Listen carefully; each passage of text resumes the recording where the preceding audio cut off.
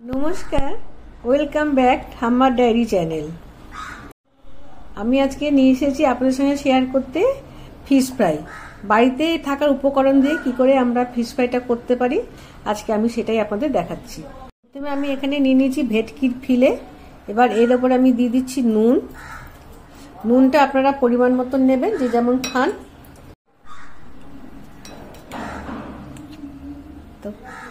তারপর আমি দিচ্ছি এখানে আদা রসুনের পেস্ট। এরপরে আমি দেব একটু গোলমরিচ গুঁড়ো। এরপর আমি দিয়ে দিচ্ছি লেবুর রস।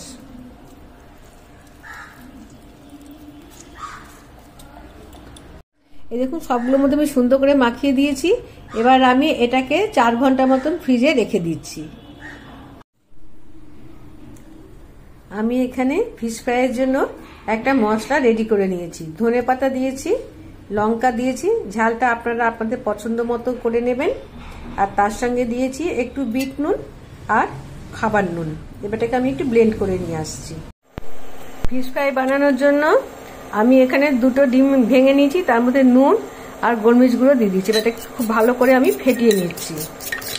গোলমরিচ দিয়ে মাখানো ভেটকি মাছের মধ্যে আমি আগে থেকে যে বেটে রেখেছি ধনেপাতা আর কাঁচা লঙ্কা, আমি সেটাকে নিয়ে নিচ্ছি মিক্সি থেকে। দিয়ে এটাকে আমি খুব সুন্দর করে মাখিয়ে নেব।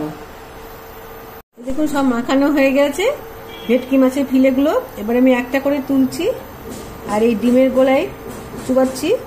তারপরে আমি এখানে রাখা সুজির গুঁড়োর মধ্যে আমি লাগিয়ে দিচ্ছি। আপনারা চাইলে এইভাবে 1 কোট করেও করতে পারেন, মানে 2 কোটও করা যায়। আমি 1 কোট করেই করছি। তেলটা গরম হয়ে গেছে, সেখানে একটা একটা করে সব ছেড়ে দেব। এই দেখুন, আমি 2টো দিয়ে দিয়েছি। এবার আমি ফ্লেমটা একটু কমিয়ে দিচ্ছি।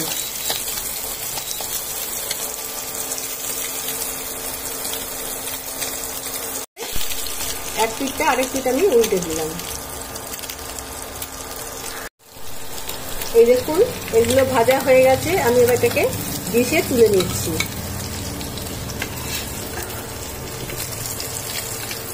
এইভাবে আমি সব কটাকে ভেজে নিয়ে আসছি। দেখুন, আমার আগের 2টো ভাজা হয়ে গেছে। আমি এবারে আস্তে আস্তে সবগুলোকে ভেজে আপনাদের সঙ্গে আবার নিয়ে আসছি। তৈরি আমার বাড়িতে বানানো ভেটকি মাছের ফিশ ফ্রাই। যা ইনগ্রিডিয়েন্টস থাকে সেটা দিয়েই আমরা মাঝে মধ্যে এরকম ভাবে স্বাদ বদলের জন্য বানাতেই পারি। আপনারা আমার পাশে থাকবেন। হ্যাঁ, অবশ্যই এটা লাইক করতে ভুলবেন না। একটা লাইক দিলে আমি আরো নতুন নতুন রান্না আনতে একটু মোটিভেট হই। আর যদি ভালো লাগে তাহলে আমার চ্যানেলটিকে সাবস্ক্রাইব করে প্লিজ পাশে থাকবেন। আমার পাশে রাখা বেল আইকনটিকে প্রেস করে রাখবেন। আমি কোনো এরকম মজার মজার নতুন রেসিপি আনবো, সবার আগে আপনারা নোটিফিকেশনটা পেয়ে যাবেন। আগামী কোনো রান্নার সঙ্গে। ততক্ষণ আপনারা ভালো থাকুন, সুস্থ থাকুন। টাটা।